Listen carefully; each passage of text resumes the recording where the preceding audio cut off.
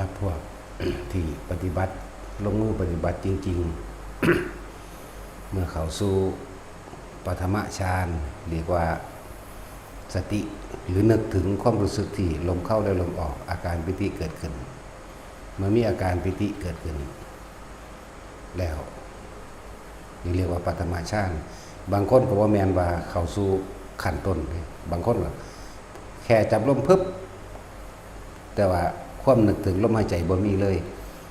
แต่ว่ามันอยู่ในความรู้สึกอันเรียกว่าปิติเกิดเข้าไปในฌานที่สองเลย ต่อมาผ่านฌานที่สองแล้วบางคนบ่ได้เป็นทุกคนเด้อเป็นบางคนก็อาจจะมีนิมิตเกิดขึ้นเลย แต่ส่วนมากสิหลงนิมิตไปหลายมีความเพลินไปเพราะมันเป็นของเป็นตะเบิงอยู่มันเป็นของประหลาดโดยเฉพาะนิมิตสวยงามเห็นนางฟ้าเห็นเทวดาเห็นวิมานต่างๆเฮาสิมักปล่อยความรู้สึกจากมันปล่อยความรู้สึกตัดขาดจากความรู้สึกทางกายแล้วก็เพลิดเพลินไปกับการไปหูไปเห็นบางที่ค่ะไปเบิ่งในลักษณะว่าพวก กินเนอรี่พวกน้ำฟ้าพวกสัตว์ทิพย์ปลาหิมพานต์บอกเข้าใจง่ายมันก็ว่าสัตว์หิมพานต์ต่างๆเห็นกิเลนเห็นนาคเห็นอย่างที่แปลกๆ พวกนี้นี่คือแบบหนึ่งนะก็เลยอยากให้ทุกคนว่าเวลามันกลับมาเองมันขึ้นมาเอาเองสิก็อย่าไปนำมาเบานำมาว่ามันก็เลยเทียบให้ฟังว่ามันบ่ต่างจากฝันดอกเด้อสิ่งทั้งหลายเหล่านี้บ่ต่างจากฝันเหมือนกับเฮานอนหลับเราฝันไปแล้วเฮานำฝันมาเบาเป็นจริงเป็นจังตัวนี้มันสิไปสร้างนิมิตใหม่ในใจของมือใหม่เด้เวลาเขาสงบใหม่มันสิสร้างเพิ่มเติมเข้าไปอีกเฮ็ดให้เฮาหลงไปเลยเรียกว่าสร้างนิมิตใหม่แบบเป็นสัญญาวิปลาสไปจำเอาของที่เห็นเมื่อคืนนี้หรือฝันเมื่อคืนนี้มาต่อไปด้วยเป็นสัญญาวิปลาสบ่เป็นไปตามความจริงนะนี่ก็ถือว่าเฮ็ดให้คนเป็นบาย้อนนะเฮ็ดให้คนเป็นบาย้อนถ้าดังจะต้องฟังผู้เพิ่นเคยผ่านมาแล้วเพิ่นแนะให้เพิ่นแนะให้นี่ล่ะคือแนะอยู่เดี๋ยวนี้ล่ะว่าจะนำเข้ามาคิดต่อเด้อเห็นแล้วก็เห็นไปเลยแล้วไปเลยพยายามอยู่กับปัจจุบันขณะให้เป็นมันจังสิบ่เกิดความเคยชินตะกี้เฮาก็เป็นก็สิเบาเฮาก็เป็นเฮาเพลินไปกับสิ่งต่างๆที่เห็นที่รู้บางที่ก็เป็นคือชีเรือหงส์เป็นรูปของเป็นเรือหงส์นั่นแหละยาวๆมาแล้วมีหัวออกเป็นหัวหงส์นะแบบเรือหงส์ที่เฮาเห็นน้ำมันโทรทัศน์ที่เฮาเห็นน้ำผาบาทที่เฮาเห็นน้ำมันที่เป็นพระที่นั่งพระเจ้าแผ่นดินจังซี่นะที่เขาแข่งที่เขาเรือพระราชพิธีต่างๆนะเป็นแบบนั้นขึ้นไปผู้เดียวก็ไปมีผู้มาหับก็เป็นแล้วก็เพลิดเพลินไปก็ลอยบ่สูงลอยแต่แค่ปลายไม้แต่ปลายไม้ต้นนี้สูงสิก็วึดขึ้นแล้วก็ลงไปนั่นแหละตะกี้เขาก็เพลิดเพลินไปเห็นไปถ้าคิดอยากให้จอดมันได้ก็จอดเด้จากลงมองนี่มันก็จอดลงเด้อะไรก็เบิ้งกิเลนนะ เคยเห็นในภาพวาดบ่ล่ะนี่กิเลนสิมีหลายสีอยู่ได้สีเขียวขอบเกล็ดเป็นออกดำแดงจังซี่นะบางต้นก็เกล็ดสีดำขอบนั่นก็แดงเขียวจังซี่นะเพิ่นมันมวลมันเป็นคือฝูงสัตว์อะไรอันนึงนี่นะเป็นคือฝูงสัตว์ฝูงช้างแต่ส่วนมากบ่ค่อยเว้าก็รู้เห็นอยู่ผู้เดียวบ่ค่อยเว้าคนฟังบ่ค่อยเว้าแต่ว่าเพลินคือมันชินมันติดไปจังได๋ก็เป็นไปจังได๋ก็เป็นเป็นจนว่าบ่รู้จักว่าสิเอาอันใดขึ้นมาเว้าก่อนนะเพราะว่ามันหลายครั้งบ่แม่นว่าเฮาทำความสงบแบบนี้เป็นแค่ว่า100ครั้ง1,000ครั้งเด้เป็นแสนเป็นล้านครั้งที่เฮาเป็นนั่นน่ะนั่นแหละจังว่าอย่านำมาเว้าให้กันฟังผู้ฟังผู้ที่1ผู้ที่2 เอาไปคิดนึกนำเด้บัดนี้เลยเกิดกลายเป็นไปตามที่ตัวของคิดนึกเรียกว่าล่ะแต่จักก็เลยเทียบว่ายังก็มาเบาเถาะถ้าเอามาเบาแล้ว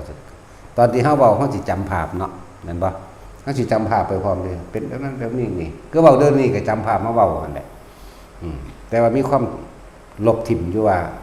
บ่เป็นจริงบ่เป็นของจริงบ่ตั้งจากฝันเห็นจริงแต่เรื่องบ่จริงบ่อาจสามารถสินำมาให้ผู้ใดเบิ่งนำได้นี่ถ้าเฮาเว้าดูเข้าเขาก็สิว่าเฮาเป็นบ้านะอันนี้เว้าเพื่อแก้สำหรับคนที่เป็นแบบนี้โอ้มันเพลินอยู่หลายปีเด้บ่ธรรมดาเด้อเป็น20 ปีนะ20กว่าปีนั่นแหละจนว่าที่ว่าหลวงปู่มั่นมาตีนั่นแหละ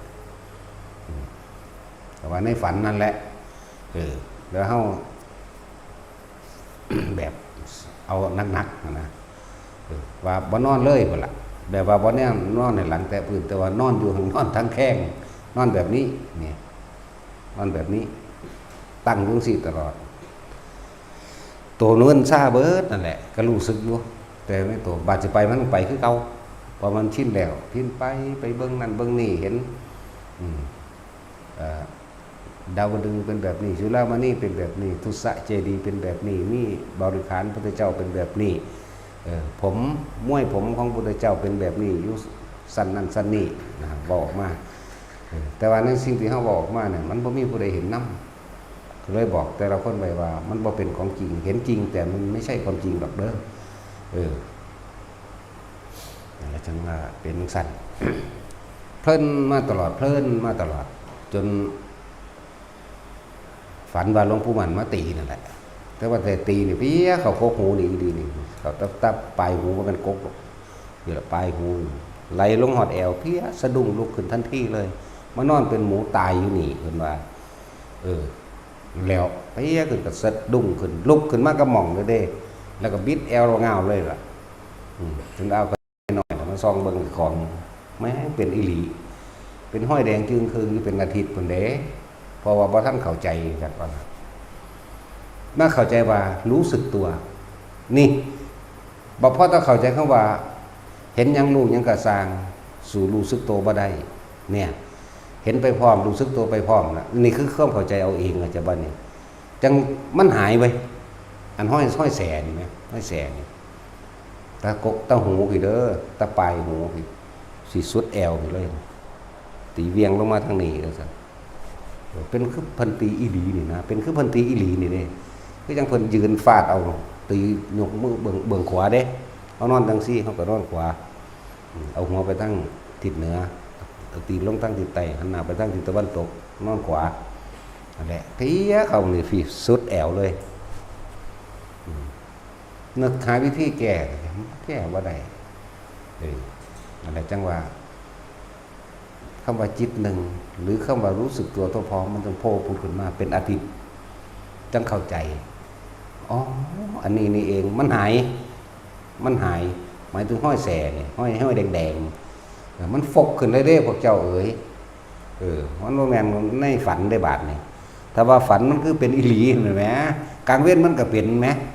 กลางเว้นก็แดงจึงคืนอยู่กลางคืนก็เป็นยังก็เป็น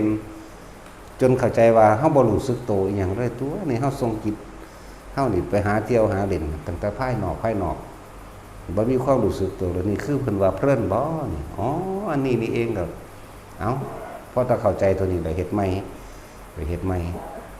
เห็นคือเก่าแต่ว่า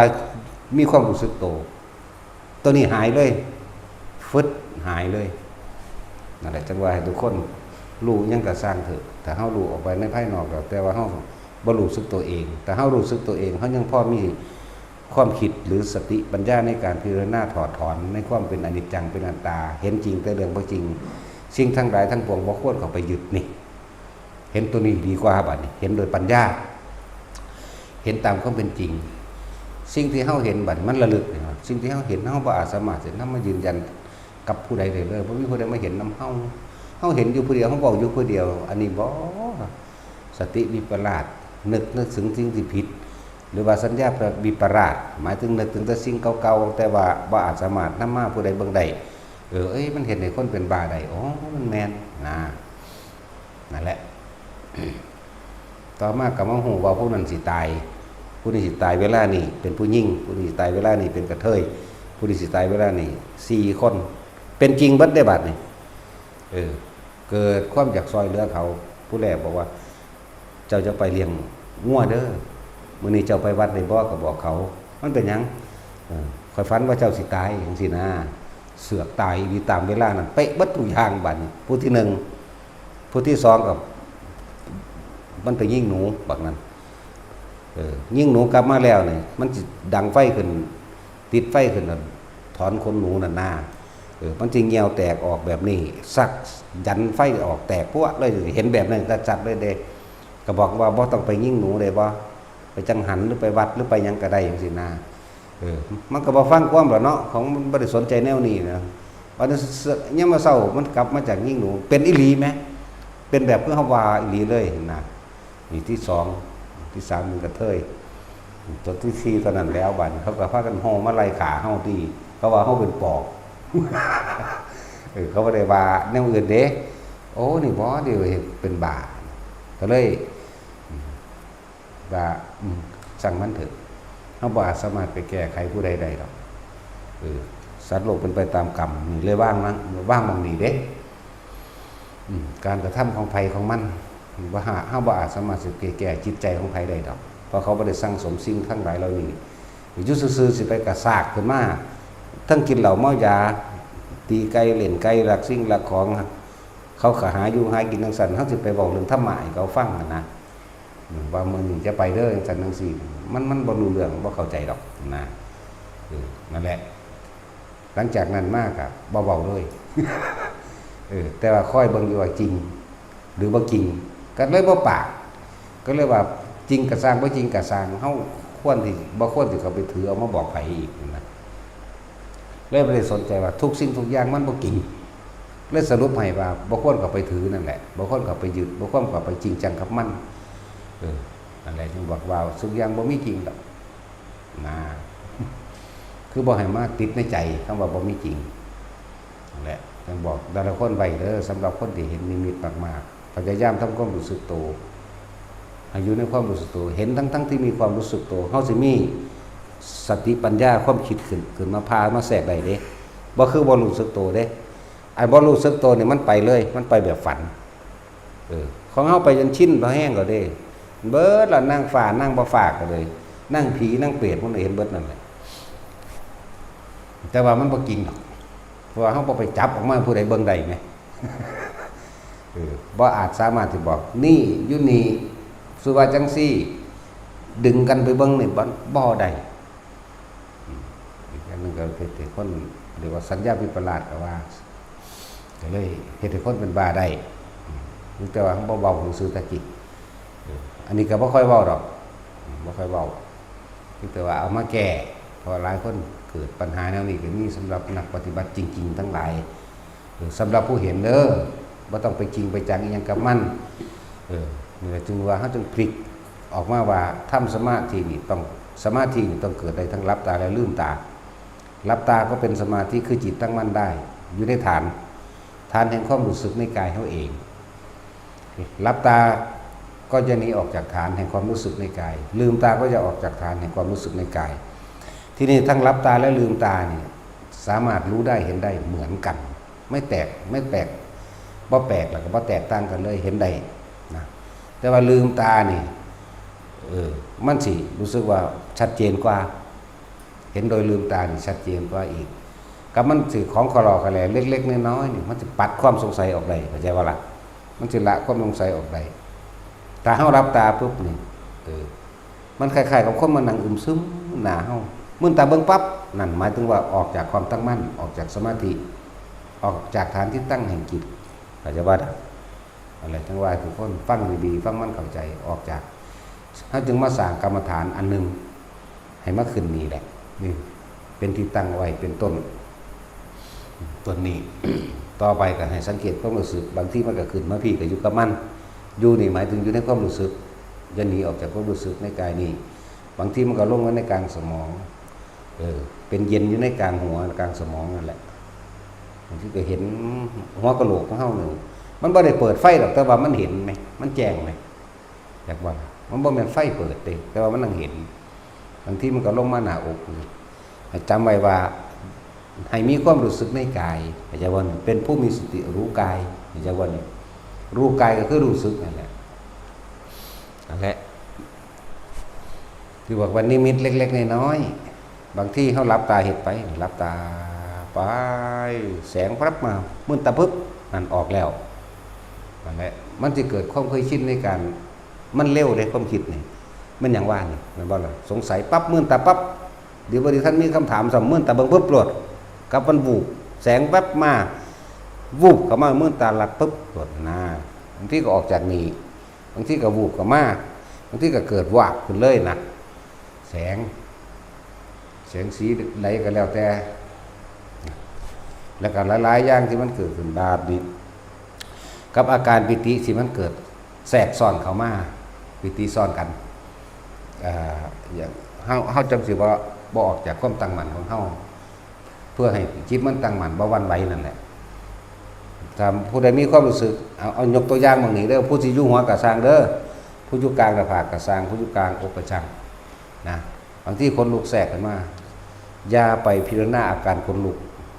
อย่าไปคิดหาสาเหตุของมันจะว่านี่อะไรเพิ่นว่าสมคิดออกมาก็ว่าเอิ้นว่าแทรกอย่าไปแทรกอย่าเอาความคิดไปแทรกนะนั่นแหละถึงว่าให้จับอยู่จุดเดียวโลดจับอยู่จุดเดียวโลดความรู้สึกเข้านะอย่าหนีจากฐานนี่แหละสิรู้เองดอกฐานนี่คนลุกมากก็รู้ว่าคนลุกจังว่าล่ะนั่นพอบอกว่ามันก็รู้หรอเพราะว่ามันรู้อยู่ในกายเฮามันบ่ล่ะจังซั่นแหละแต่ว่าอย่าไปคิดกับมันเวลาเป็นหยังคือให้มื่นตาถ้ารับตามันสิคิดแนวใหม่เด้ผีบ่ได้บาดนี่เขามาเอาบุญน้ำกูบ่ได้นึกออกไปในการอุทิศบุญเด้อห้วยตัวสิตั้งใจอุทิศบุญอุทิศโลดในขณะสมมุติว่าผู้สิอุทิศจังซี่ ถ้ามีอาการปิติรวงนองอยู่นี่คิดเลยคิดอุทิศบุญออกไปเลยขอผลทานบุญกุศลกรรมดีที่ข้าพเจ้าก็ทำมาแล้วทั้งหมดนี้จนถึงแด่ไปก็แด่ไปอาจจะว่าล่ะให้ไปนั่นแหละที่ว่าถ้าอุณาร่มขึ้นแล้วอุทิศบุญได้เลยนะอุทิศบุญได้โลด คำอุทิศเป็นคำวิตกคำสืบต่อเนื่องสิอุทิศบุญให้ผู้ใดก็แล้วแต่เป็นคำเป็นเรียกคำว่าวิจารณ์ปีตินี่เป็นตัวกลางทรงถึงส่วนเขาสิได้รับหรือไม่รับเป็นเรื่องหนึ่งนั่นเป็นเรื่องของเขาบอกให้ ว่าทุกคนในมื่นตาเห็ดว่าคนลูกมากสิมันก็สิบ่ได้สงสัยว่า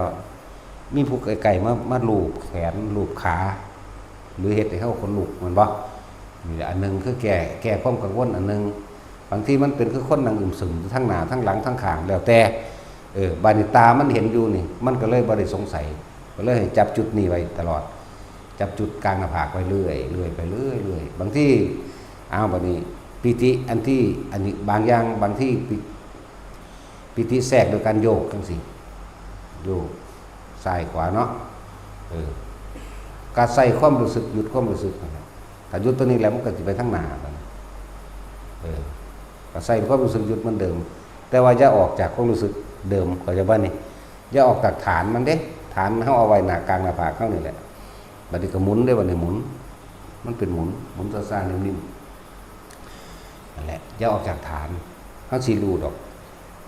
ปิติคนลุกนี่ก็ไม่เที่ยงเข้าใจว่าบ่ได้แซ่อยู่จังซั่นปิติแห่งการโยกก็บ่เที่ยงบ่แซ่อยู่จังซั่นนี่เห็นบ่มันเกิดจริงนี่แล้วมันก็มาเกิดจริงนี่แต่ใจของเฮาให้นิ่งไว้นิ่งอยู่ในความรู้สึกอันเดียวเวลาเป็นนั้นคือจังไห้อยู่ในฐานที่ตั้งแห่งจิตอยู่ในฐานที่ตั้งแห่งความรู้สึกจุดเดียวเท่านั้นแสงมากก็สร้างเฮาเห็นตาเนื้อเฮานี่เป็นตาอัศจรรย์ยิ่งกว่าเฮารับตาแม่นบ่ล่ะยิ่งกว่าเฮารับตาอีกคนลุกขนาดเฮามื่นตาอยู่นี่ลืมตาอยู่นี่ร่างกายบางทีมันก็เกิดความรู้สึกยืดขึ้นเด้ยืดขึ้นหรือคือลอยขึ้นคือลอยขึ้นโลด บ่มีอาการอื่นแต่ว่ามีความรู้สึกว่าลอยขึ้นประเภทรับตามันสิมื่นตาเบิ่งเด้แต่ว่าประเภทมื่นตาอยู่แล้วก็มันเห็นอยู่แล้วมันก็เลยบ่ตกใจมันก็เลยบ่สงสัยแต่ว่าในรู้ในความรู้สึกว่ามันลอยซื่อๆเนี่ยจังว่าเฮาเน้นมื่นตาทำสมาธิแบบลืมตาประเภทแสงประเภทหยังแล้วแต่ถ้าคนรับตามันสิตกใจก่อนมื่นตาเบิ่งปึ๊บเพราะเฮาเคยเป็นอยู่3เทื่อเฮาจังจับจุดมันได้เอามือมันเป็นรอยมันเป็นคอยร้อยขึ้นในความรู้สึกว่ามันขึ้นประมาณคืบแล้วตกใจเอามือคมมันคมแป้นคือเก่านี่นาคมพื้นคือเก่านี่เอ้ามันบ่ได้ร้อยตัวนี้นาแล้วก็บ่ได้สนใจนำมาคิดก็เฮ็ดอีกแต่ว่าบ่แม่นติดๆกันเด้บ่แม่นติดๆกัน2มื้อ3มื้อหรืออาทิตย์นึง2อาทิตย์จังเป็นต่อนะแนวมันนี่มันจังเป็นอีกจนจับจุดได้เลยมื่นตาเห็นเลยบาดเข้าใจแล้วนะตกใจได้ร้อยจริงๆก็เลยว่าธรรมดาเด้ตกใจบึบลงเลยเด้นั่นแหละมันออกจากความตั้งมั่นลอยไปเรื่อยแล้วมันก็คอยใส่ความรู้สึกลงใส่ความรู้สึกขึ้นได้ดอกบัดสั้นนั่นแหละจังว่าเป็นยังขึ้นเน้นมื่นตาเดินก็เป็นสมาธิได้บัดยืนก็เป็นสมาธิได้ทำการทำงานก็เป็นสมาธิได้ยืนเดินนั่งนอนเป็นสมาธิใดทั้งนั้นเห็นในจิตตั้งมั่นฉะนั้นให้ทุกคนเลยจับหลักไงมันไว้อย่าออกจากฐานที่ตั้งแห่งจิตฐานที่ตั้งแห่งความรู้สึกในกายที่เขามาตั้งไว้ในตรงกลางหน้าผากเขาเองแหละน่วงขึ้นมาในหันแบบใครก็ดีแต่ที่พูดถึงว่าทุกคนที่ได้หนีตอนนี้ก็เป็นทุกคนแล้วล่ะเข้าใจแล้วแต่ว่าอาจจะอยู่ในขั้นต้นขั้นสองบางคนขั้นสองแล้ววันนี้ตามธรรมดานี่ความเคยชินล่มเก่าออกกับอุณหภูมิเกิดเป็นปะบาดย่างไปซื้อเอ้ามันคือขึ้นได้วะเห็นว่าล่ะนั่นคือขันสองแล้วจะถอยหลังมาปล่อยเลยปล่อยรูไปเลยรูอย่างรู้สึกโตในนี่แหละนั่นแหละขึ้นหัวกระช่างกับปล่อยรู้สึกโตลงกลางอกกระช่างปล่อยรู้สึกโตอย่าคิดคำว่าปล่อยนี่คืออย่าคิดแทรกแซงอย่าไปหาเหตุผลกับมันอย่าไปหาว่าเกิดขึ้นจากหยังนี่สำหรับพวกรับตานิมิตมันสิมีมากสำหรับผู้บ่มีนิมิตก็คิดเอาตัวแต่ว่าก็เป็นความรู้สึกเด้นั่นบ่ล่ะบ่เห็นสวรรค์บ่เห็นนรกบ่เห็นนางฟ้าบ่เห็นเทวดาบ่เห็นหลายๆอย่างนั่นแหละแต่ว่าสิไปตื่นเต้นกับความรู้สึกจากบ่ล่ะมันสอนกันเด้มีนี่แต่มันน่วงอยู่กลางคิ้วหน้าผากเราคือคนลูกซ่อนว่าจังซี่นะบ่ไปเห็นอื่นๆดอกอันที่เป็นของภาพแปลกประหลาดต่างๆนั่นน่ะบ่เห็นมีแก้ให้พวกเข้าใจว่าเห็นจริง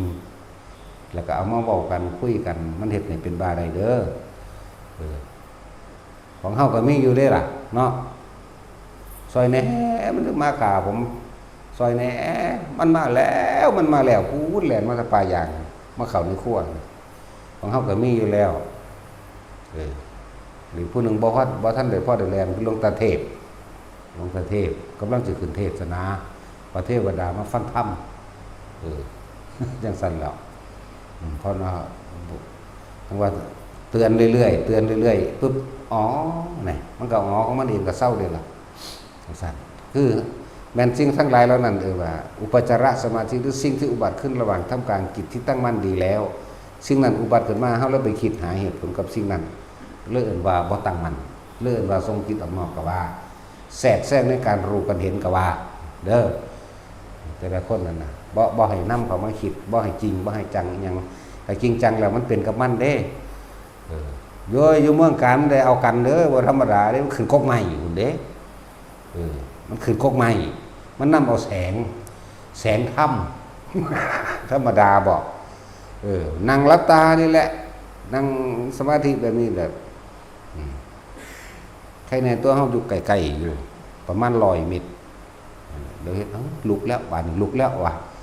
ของเฮาเห็นมื่นตาเนาะลุกแล้วแม่งบั่นไปแล้วบั่นพระเจ้าข้าแล้วย่างแล้ววันนี้ย่างแกตื้อจังสี่พร้อมเด้ว่าน้ำเอาดึงกระซากไว้จังหัวขึ้นมาบางคนกระทัน บางคนที่เฮาบ่ได้อยู่ใกล้พุ่น อยู่เทิงกกใหม่พุ่นโอ้ยมึงขึ้นไปหยังว่าแสงถ้ำ นั่นแหละเพิ่นนำเอาแสงถ้ำนั่นสั่นแล้วตกเหวเขาว่าเป็นหยังดอกแต่ว่ามันบ่ได้สูงปานใดประมาณ 6-7 เมตรประมาณนั้นบ่เป็นหยังองค์แห่งชาติคุ้มครองไว้อยู่บ่ให้แข้งขาหักขาปวดได้เขาอยู่ในชาติของเขาอยู่นั่นแหละจังว่ามัคคสิทธิฌานไปเถอะตกก็ตกตั้งหูเมือก็มีเด้อยากว่าล่ะตกไปจังหูเมือยินแต่เสียงห้อง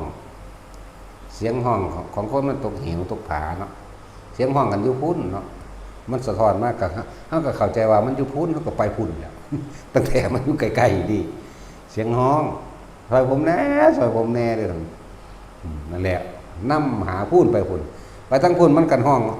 แล้วเสียงมันกันสะท้อนขึ้นไปพุ่นมันอยู่แมงได้จังหยังกลับขึ้นมานะเดี๋ยวนี้ก็มีโตนเถียงหน้าก็มีตนถึงหน้าแลนคุณเลยก็มีแลนบักหันนี่ลีนี่เด้แต่ว่าแปลกประหลาดแต่ว่าคือบ่ต่ำกกไหม แลนบักหันหมดเด้ซอยแหน่มันจะขาผมซอยแหน่มันจะขาผมโอ้ยเอิ้นกันผู้ลัดไปทั้งพุ่นแล้วหมดแล้ว ลัดซอยกันแน่นเป็นต้องกัน4มั่ง5มั่ง3มั่งทั้งนั้นก็ฮู้จักแล้วเพราะว่าอย่างตอนที่เฮามาสันเข่ากินข้าวแล้วก็สิคุยกันเพิ่นสิเว้าตะลึงนิมิตจังก็ล่ะถ้าเบิ่งเด้อมันสิเป็นบ้ากันถึงว่าแม่นอีหลีกันกระซิบกันไว้จะหนีไกลกันเด้อถ้าเบิ่งเด้อมันสิเป็นบ้าเฮาบอกบ่ฟังได้นี่มันมีแต่เถียงจริงๆจังๆเขาเลยเด้มันบ่ฮู้ได้ว่าพวกเฮาเห็นของมันอีกนี่แหละเถียงจริงจังแต่เบิ่งเด้อมันสิเป็นบ้าเป็นคำเว้าเล่นบ่แม่นบ้าอีหลีดอกมันบ้าไปเลยดอกแค่สัญญาวิปลาสซื่อๆดอกมันแก้หายอยู่นี่แต่ซอยแหนมจะขาผมซอยแหนมจะขาผมมันแหละมาแลนบักหันเลยแต่ว่าแลนรับตาแปลกประหลาดมันว่าต่ำกกไม้นะ นั่นแหละด้วยเหตุแบบคุกขี้กับมูพวกมูขณะลายๆกันนั่มประคองเอาตะมูลายกูหนีแมงไปผู้เดียวซะก็เลยบ่สนใจเลยหมักไปผู้เดียวอย่างสั่น น้ำเอาตะมูคนมันคุ้นเคยกันลึงกันนั่นสิครับมันบ่ได้ฟังความเฮาเด้มันอยากฮู้กว่าเฮาอีกมันจดคำสอนไว้เป็นบักแถวยาวจดเป็นหนังสือพุ่นเด้จดอันต่างๆไว้เป็นสมุดเล่มบักใหญ่บันทึกพุทธเจ้าสวยแดงถ้ำวางสี่หลวงตาแสดงวางสี่หลวงปู่หมันแสดงสี่เบ้ยมีเบิดแล้วก็เอามาอ่านให้เฮาฟังว่าแต่ละมื้อก็เลี้ยวเบิ่งกันก็คือหนีเฮา ดีถึงตัวสั่นแล้วลูกท่านบ่เชื่อผมว่าเด้เชื่ออยู่หั่นดอกมันทางบ่แม่นเอามาเว้ามันสิเป็นบ้าว่าคนบ่เคยเห็นสิจักหยังว่าเด้ กูก็เป็นมาก่อน เป็นมาก่อนเมืองพูนว่าแต่ว่าหังบ่เป็นปานนี้เว้าหยังก็ฟังอยู่นะนั่นแหละพวกนิมิตหลายเด้อพยายามเฮ็ดแบบมื่นตานั่นแหละ เฮ็ดแบบมื่นตาเอามันจังบ่สงสัยมันจังบ่ตื่นกับจะนำนิมิตมาเว้าดูหลายมันชินแล้วมันสร้างนิมิตต่อเด้จิตได้จิตสร้างต่อไปอีกอย่างนึงหลายอย่างบางที่มันก็เป็นจริงจังซี่ก็จะเข้าใจว่าเจ้าของรู้ว่าละหรือว่ารู้อนาคตเด้ปล่อยทิ้งโลดอย่าไปสนใจรู้บ่รู้เฮาก็แก้บ่ได้ดอกแก้บ่ได้ต้องปล่อยให้เขาไปเป็นเอาเองของเขาแต่เฮาบอกว่ามึงอย่าไปเด้อมื้อนี้รถสิซ่อนมันก็ไปคือเก่ามันบ่ทันซ่อนแม่นบ่ล่ะแต่ซ่อนแล้วมันจังโอ้ให้กูบ่ไปซะแน่มึงก็สิไปแก้อีหยังแม่นบ่ซั่นก็มันรู้เมื่อสายไปแล้วแหมโอ้ให้กูบ่ไปซะแน่จังซั่นแหละหลายอย่างก็เลยต้องปล่อยไปเท่านั้นพวกเฮาฝึกสิ่งทั้งหลายเหล่านี้ก็สิรักษาตัวเฮาเองดอกที่เฮาฝึกมาทั้งหลายมันบ่แม่นรักษาแก่ศาสตร์นี่เด้ถ้าเฮาบ่ทันได้ถึงมรรคผ ถึงนิพพานนี่ศาสตร์ต่อไปอาจจะหลงโตเตไปมั่งเป็นบางเบื้องต้นเนาะแต่ว่ามาเข้ามาสู่ทางธรรมปั๊บของตัวนี้ตัวเก่านี่ฝึกได้ง่ายขึ้นนะเราสิเปรียบเทียบแล้วเหมือนกับพระอานนท์บ่ได้มีฤทธิ์มีเดชอย่างนี้ตอนเพิ่นบ่ทันได้บรรลุอิหยังนั่นว่าล่ะเวลาสิไปหันมานี่ว่าไปโดยอากาศกับพระพุทธเจ้าได้เอาไปจังไปโดยอากาศได้เห็นบ่ล่ะพระพุทธเจ้าเป็นนำพระพุทธเจ้าเด้เหาะไปลอยไปก็ดีบ่แม่นเหาะโดยระบังตัวเองแม่นบ่ซั่นบริจาคหยังเวลาพระพุทธเจ้าใส่ให้ไปบอกให้ไปตามผู้นั้นมาให้แน่หรือให้ไปบอกพระเจ้าปัจเสนแน่ไปบอกพระเจ้าพิมพิสารแน่ไปบอกคนนั้นผู้นี้แน่เพิ่นย่างเอาเด้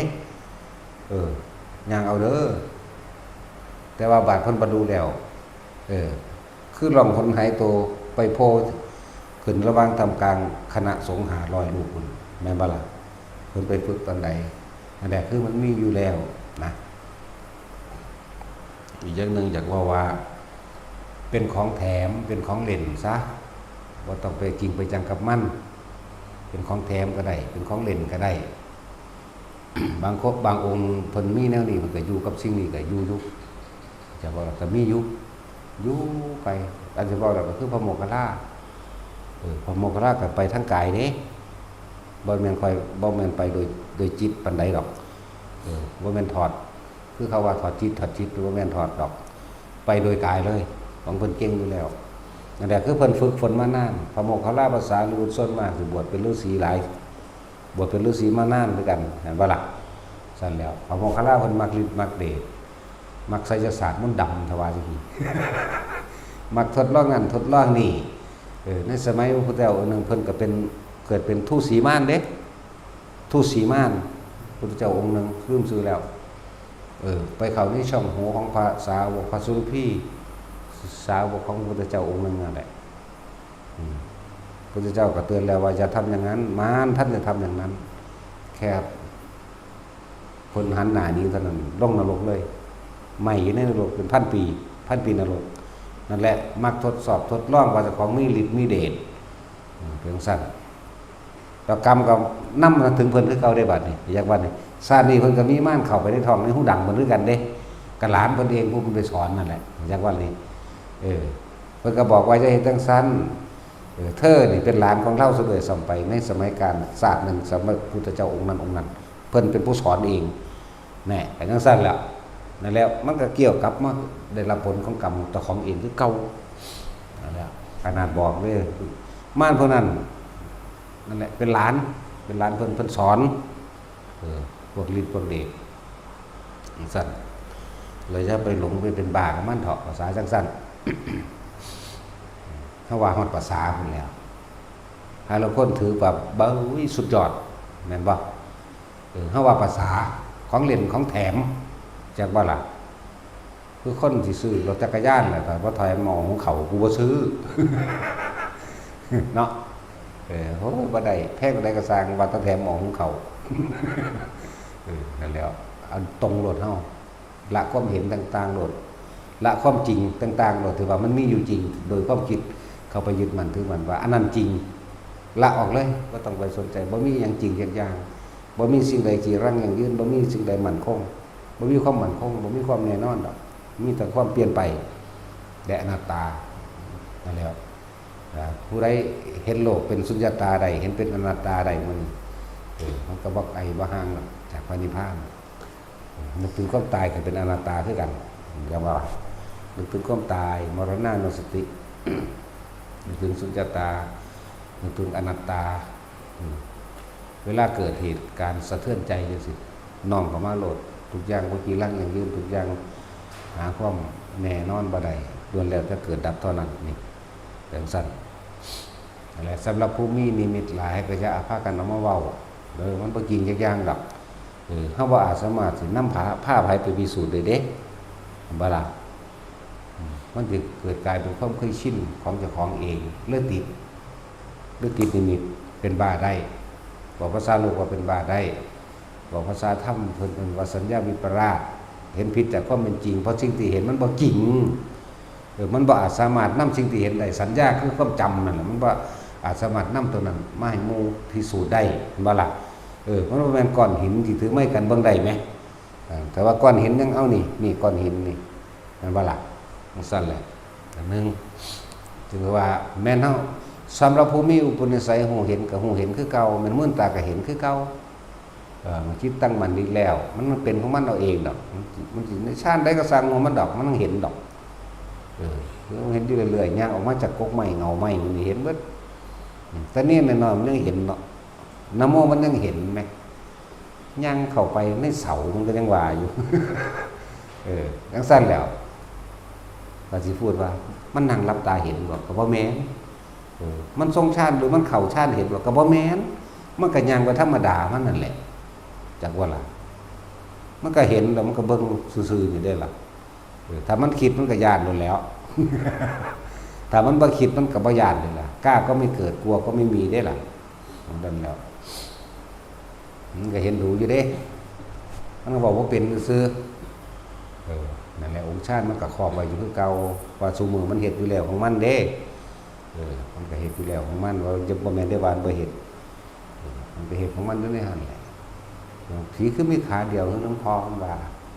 มันพิการรถส้นมันเขาตัดขามันออก มันเต้นแบบใดก็เต้นให้เบิ่งเด้ดัดไปแบบนี้แหละนี่กูเห็นแล้วนี่แหละผีว่ะ กับมันเองนั่นแหละ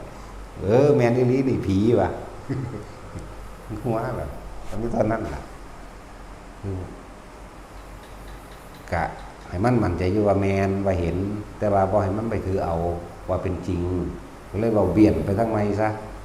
เราปัดออกบ่ให้เป็นจริงจังคนมันสิมีอุปนิสัยเห็นมันเห็นคือเก่าอยู่ซื่อๆก็เห็นสูงซ้ำใดมันก็เว้าถึงเบิดเด้ล่ะก็ถึกตัวเขาก็เห็นคือกัน แต่ว่าเขาพยายามว่าบ่แม่นซื่อบางอย่างก็บอกว่าแม่นให้มันเกิดกำลังใจ บ่แม่นอยู่แต่ว่ามันบ่จริงดอกมันเป็นภาพล่วงตาว่าอยู่แล้วดอกมันสามเทื่ออยู่ดอกกับพี่เมซี่นี่ซะพี่เมซี่ย่างเข้ากำแพงมื้อนี้ก็มีมองที่มันไปนะก็เห็นแล้วตอนเฮาสิเฮ็ดหยังเฮาทำวัดอยู่ดีๆนี่ตัวเฮาเฮ็ดอยู่ผู้เดียวซ้ำตัวทำวัดอยู่ดีๆมันเป็นศาลาห้างเด้ออะระหังสัมมาสัมพุทโธภควาอยู่ผู้เดียวนี่ตัวเขาเรียกกับปูศาสตร์มนต์ยาวๆแหมรึบสุดปึ๊ดผืนที่2กรึบสุดปึ๊ดก็เหลียวเบิ่งอยู่ปากกระทองทำวัดไปเขาเรียกกับกู้ศาสตร์เรียกกับรื้อศาสตร์เฮาบ่สนใจแล้วมันสัดศาสตร์ใส่เฮาติศาสตร์พื้นน้อยๆมันสัดใส่เฮาห้วยอีห่านี่บาดเดียวเท่านั้นปึ๋งไปเลยเด้อล่ะบ่ได้ว่าหยังเด้อล่ะก็ว่าห้วยอีห่านี่ตอนนี้คือก็ปิวไปเลยก็เห็นว่าโตมันปิวพุ่นน่ะตะปิวเข้าไปในหันแล้วมื้อที่2ก็เอาอีกพูดไปค่อยเป็นโตนี่เด้บ่แม่นเสียงเด้เสียงก็แม่นแต่ว่าเป็นโตนี่เด้นั่งอยู่ธรรมดานี่ล่ะบัดบ่ทันได้ทำวัดนั่งอยู่ธรรมดาเขาเรียกกันกระโถนเนาะแต่มันมีกระโถนนำเด้พวกกระโถนพวกถ้วยซ้ำจังซี่แหมมันก็เลี้ยงอยู่ของมันเองนั่นแหละอยู่ในแต่แกงที่เขาเจ้าเฮ็ดที่ตั้งไว้นะกระโถนงดยุดตกโป่งลงหน้าเด้เฮาก็บ่ได้สนใจก็เบิ่งอยู่เฮาบ่คิดหยังกระโถนแน่เขาเรียกว่าศาสตร์เวิร์นมาหาเป็นศาสตร์พื้นน้อยอันนี้ว่ามันศาสตร์ใหญ่ว่าก็กลัวอยู่นะศาสตร์ว่าจะคืบนี่แหละเวิร์นมากมันก็เวิบลงหันแหละเขาเรียกเอาศาสตร์มาปูฟืบแล้วก็ลากศาสตร์แลนไปแลนหน้าน้ำพื้นศาลาบ่ใหญ่ปานนี้ดอกศาลาน้อยๆนึงก่อนจะ5 เมตรเนี่ยจะ10นี่แหละศาลาน้อยๆเอาไปทำวัดเอาสิรอทำวัดเป็นผู้เดียวนี่แหละเวิร์นมากเสิร์ชมากมีเบิดนี่แหละแล้วทั้งเท่ากับบัดนี้มันกระโถนมันสิสูดใส่พื้นเด้อันพื้นปูนนั่นบ่แม่นบ่ได้ปูกระเบื้องเด้บ่ได้ปูกระเบื้องเด้อมันกระตูดมาเฮาตำปึ้งอะไรล่ะนั่นแหละจังซี่ก็มีแต่ว่าถ้าบ่คิดหยังก็บ่เป็นหยังเฮ็ ฮ็ดโดยบ่ได้คิดหมายถึงด่าก็ได้แบบบ่ได้คิดเด้ด่าแบบบ่มีอารมณ์เจาะจงหั่นแหมห่วยอีห่านี่นะหั่นน่ะมึงสิตายซ้ำสองเด้ดิจังสิก็ว่าอยู่ก็ปรากฏกายขึ้นมาให้เห็นดีๆเด้ล่ะโอ้ยขี้ร้ายคือจังนี่ว่างามดอก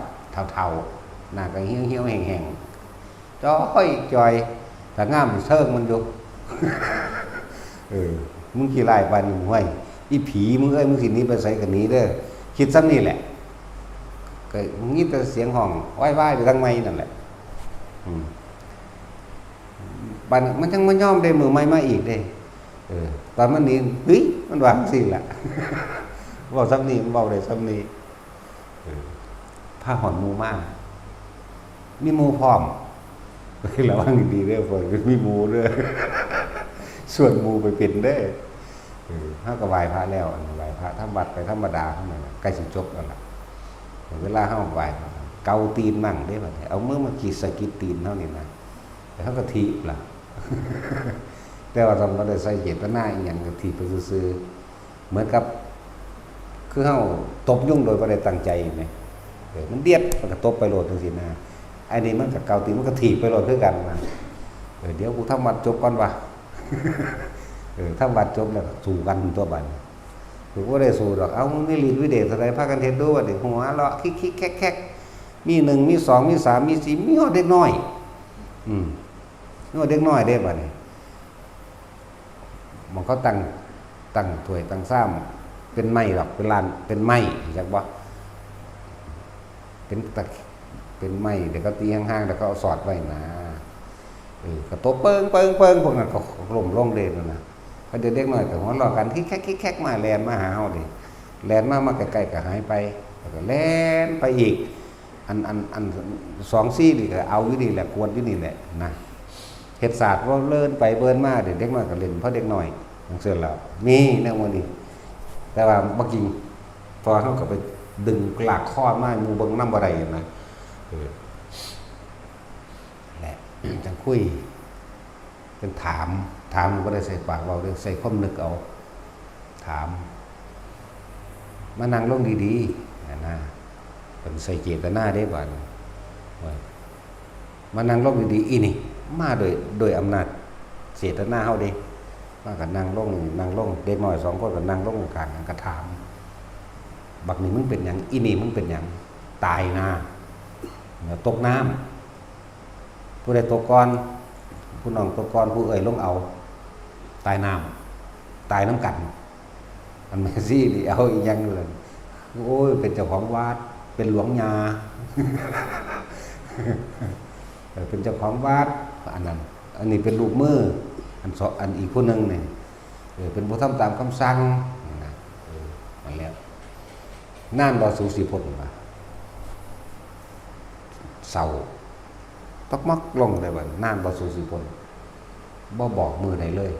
นั่นแหละคือว่าสู้ก็ตั้งใจภาวนาเป็นหยังก็ว่าไปนั่นก็บอกนั่นแหละ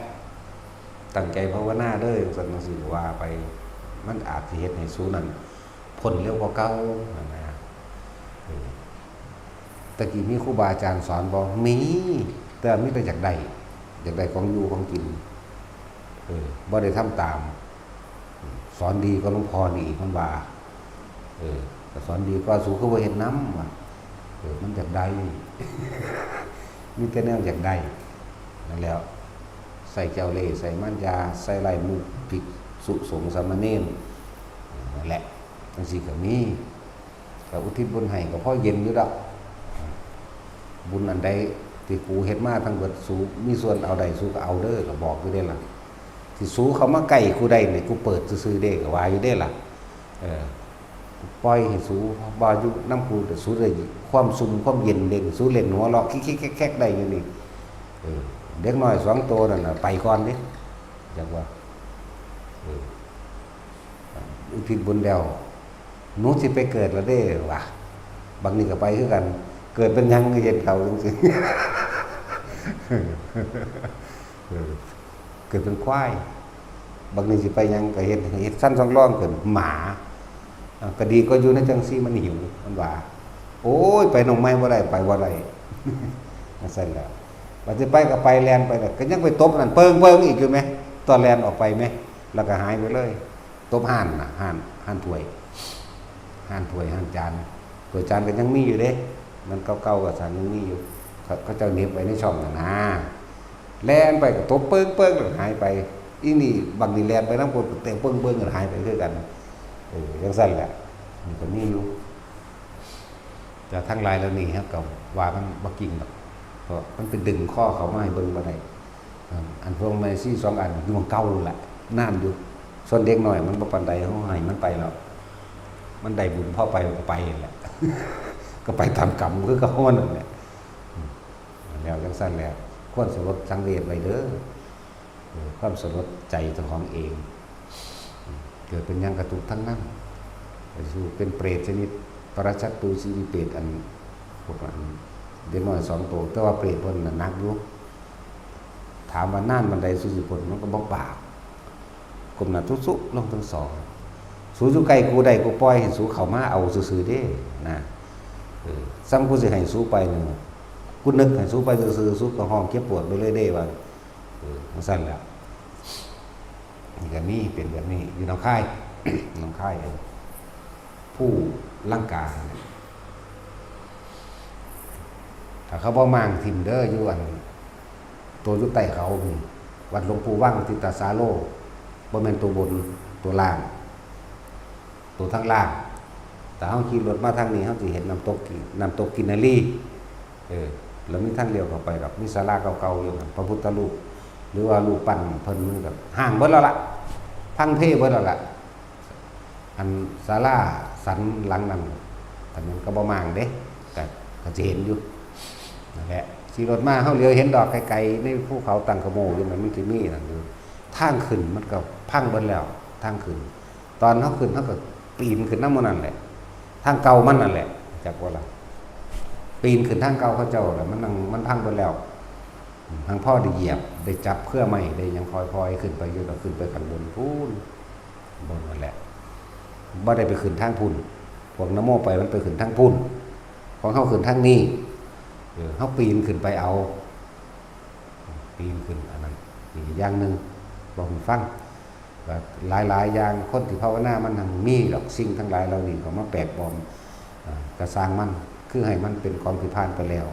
แล้วก็เป็นของบ่จริงเพราะว่าเฮาบ่อาจสามารถนำผี4 ตนมาให้ผู้ใดเบิ่งได้นั่นแหละเรียกว่าบ่จริงดอกมันบ่ตั้งจากฝันมันบ่แซ่อยู่จังซั่นพร้อมนี่ตอนนี้เฮาก็ขึ้นนั่งอยู่จังซี่แต่ว่าเว้าถึงจังซี่ก็ปึกก็มาโลดเด้มาฟังนำเฮาแทรกซ้อนนั้นนำแม่ซี่อยู่เด้อสิส่วนไปเป็นหมู่ก็เอาไปโลด พวกใดบ่อยู่ได้องค์ภาวนาพวกใดบ่อยู่ได้ชาติเอาไปนำโลดบุญไปหาฟาดกระโทนใส่บ่นั้นผู้นี้อยู่บนโลด อยู่นี่บ่มีกระโทนดอกบ่เอาน้ำขวดเดียวใส่ปากให้ปากมันโลดบ่ได้ยากเฮาอุยุอาหยักเนาะมีหยังก็ยัดลงในบาตรนั่นล่ะทั้งของกินทั้งของถิ่มยัดลงในหั่นจังเอาไปล้างเอาซั่นนี่อยู่แนวนี้แต่ว่าจะไปจริงไปจังกับมันสิเป็นบาปคือเว้าอยู่นี่ก็เว้าไปสั้นๆแหละอดีตเว้าความเก่าให้ฟังซื่อๆดอกว่าก็มีในการหูการเห็นบอกว่าเมื่อนตาเบิ่งนี่เป็นตาอัศจรรย์กว่าน่าเชื่อถือกว่าเฮาก็ยังบ่เชื่อว่ามันจริงสิ่งนั้นเกิดสิ่งนั้นดับแล้วไปภาษาหยังครับไปรับตาเห็นเนาะถ้ารับตาเห็นบ่เอาแล้วตะกี้เฮาก็เป็นอยู่เรื่องรับตาเห็นโอ้ยเป็นหลายกว่ามื่นตาเห็นซ้ำนั่นแหละจนว่าฝันว่าหลวงปู่หมันมาตีนั่นแหละจังเข้าใจคำว่ารู้สึกตัวเห็นทั้งที่รู้สึกตัวเห็นทั้งที่มีสติรู้สึกตัวเนี่ยมันก็เลยมีสติยิ่งกว่ากันอันนั้นมันเห็นมันเพลินไปเลยเด้ประเภทว่าฝันไปเลยเนี่ยโอ้ยหังบังคับบ่ได้แม่นบ่เว้าตื่นขึ้นมาแล้วจังเว้าบ่ต่างกันกับพวกนิมิตที่เกิดขึ้นไปเลยแต่ว่าบ่มีสติในนิมิตเข้าใจบ่ล่ะนั่นแหละของเขามันมีสติฮอดในนิมิตเด้กำหนดไปหันไปนี่ก็ได้ป้านั่นเพิ่นยังว่าบ่เอาบ่แม่นอยู่อยากไปเมืองนี้เด้นี่เอาในตอนนั้นว่าอยากไปเมืองนี้มันก็ไปโลดแหมไปตามคิดเลยเด้วึบไปโลดเด้บ่ได้ไปซ่าๆเด้อ ปุ๊บขึ้นบางหันปั๊บปั๊บปั๊บขึ้นบางหันไปรวดนะบ่ได้คอยร้อยไปเด้ไปแบบจะไปแบบร้อยก็ได้จะไปแบบได้ก็ได้ขนาดมีสติในตัวนั้นพร้อมได้นั่นมันตัวเฮากำหนดสิไปหันไปนี่ได้จักบ่ล่ะเนี่ยแต่ว่ามันขาดความรู้สึกตัวซื่อๆอะไรเลยว่ามันเพลินไปแล้ว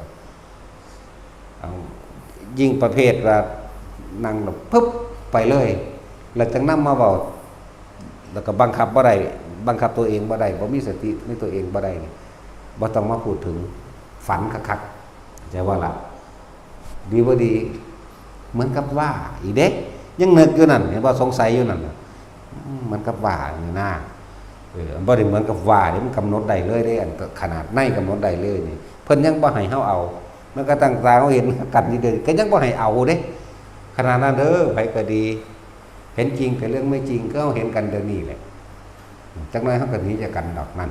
เห็นบ่ล่ะซั่นแหละเลยบ่ให้ถือเอาอย่างอย่างความหมายก็บ่ให้ถืออย่างแต่ว่าในปัจจุบันนี้เป็นประโยชน์แบบใดสร้างประโยชน์แบบนั้นสร้างประโยชน์ตามความเหมาะสมกับผู้คนสัตว์ไปแบบนี้เนี่ยจังว่าเฮาเน้นสร้างประโยชน์ซะประโยชน์ผู้อื่นบ่แม่นประโยชน์เจ้าของเฮ็ดไปเรื่อยๆเถอะสั่งสมไปเรื่อยๆเถอะสั่งสมแบบบ่เอาเฮ็ดแบบบ่เอาปล่อยว่างคือบ่มีความหวังว่าอยากได้หยังอยากเป็นหยังบ่นำเข้ามาคิดว่าช่วยเหลือบุคคลผู้นี้จะได้การรับการช่วยเหลือตอบบ่มีจากว่าล่ะสั่นนี่คือเตือนผมมีนิมิตกินก็เหมือนกันก็บ่ต้องไปกินกระจังกับมันเม้นมาผีเป็ดแล้วเนาะว่าเด้เนาะเม้นก็รู้โลดเม้นก็คือมันคือจักคือดอกกินหยังบ่ได้ก็ฮู้จักอยู่ดอกเพราะว่าต้องไปคิดมันฮู้อยู่ดอกโดยสัญญามันแม่นบ่ล่ะโดยความจำแห่งกลิ่นมันดอกมะลิจังซี่ก็ฮู้โลดเด้ล่ะว่าหาแต่ว่าดอกมะลิก็ได้มันก็รู้ในความสัญญามันนั่นแหละอะไรเป็นสัญญาแห่งความรู้สึกสัญญาเวทนาอยู่ในหันแหละแต่ความรู้สึกว่าเป็นดอกมะลิเป็นดอกจำปาเป็นดอกดินเป็นดอกมณฑาลกบางทีมันก็ฮู้เป็นดอกนั่นดอกนี้มันก็ฮู้แต่ว่ามันบ่ได้สนใจว่าสิปรุงแต่งต่อว่าไผเอามา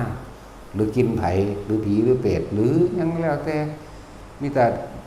สักแต่ว่าซื่อๆหรือว่าเพียงแค่ได้กลิ่นนะบ่ต่อเด้ตอนนั้นมันบ่เว้าหรอกมันมาบอกตอนนี้ซื่อๆเข้าใจบ่นี่ตอนที่มันเป็นจริงๆมันก็ฮู้ปึ๊บขึ้นมาซื่อๆแต่ว่ามันบ่เว้ามันบ่คิดน่ะนะตอนนี้เฮาเว้าเลยว่ามันบ่เว้ามันบ่คิดตอนก็ดีแล้วก็ทำพระตาย4มื้อนั้นแล้วมีเบิดนั่นแล้วทำไว้ทำวัดทำศาลาเฮานี่แหละนั่งอยู่กับประมาณนั่นแหละงูมันหลวยลายลงมาตั้งแต่ฝาผนังพุ่นเด้อบักใหญ่ซ้ำเสาพุ่นเด้อมาแล้วงัวใส่เฮาแล้วอ้าปากขึ้นฮ่าใส่อยู่น้ำลายมันก็ฟงไปเฮาอีหลีเด้ก็รู้สึกได้อยู่เด้ว่าน้ำลายฟงแต่บ่คิดต่อซื่อๆว้ายก็ลองเบิ่งแม่คิดเป็นบ้าลงแล้วมันคือสิมาสวบหัวเฮานี่มันปากบักใหญ่ก็ดอกนะแดงครึ่งๆตะขี้เดียดคือหยังนี่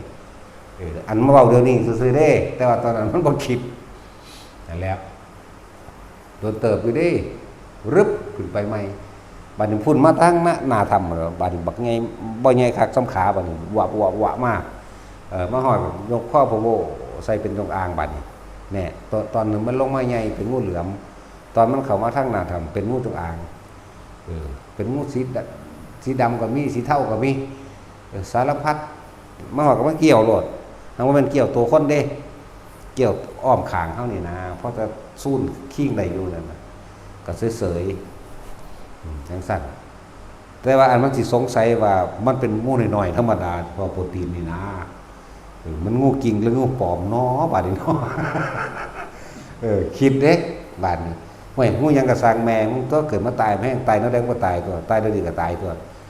มันก็เลยว่างเลยสิจักว่านี่แหละจังบอกว่ามรณะนุสติใกล้เคียงกันกับความปล่อยว่างใช่บ่ล่ะมันมึงบ่ตายมื้อนี้มึงก็ตายมื้ออื่นตัวนี่มันสอนเจ้าของเลยบ่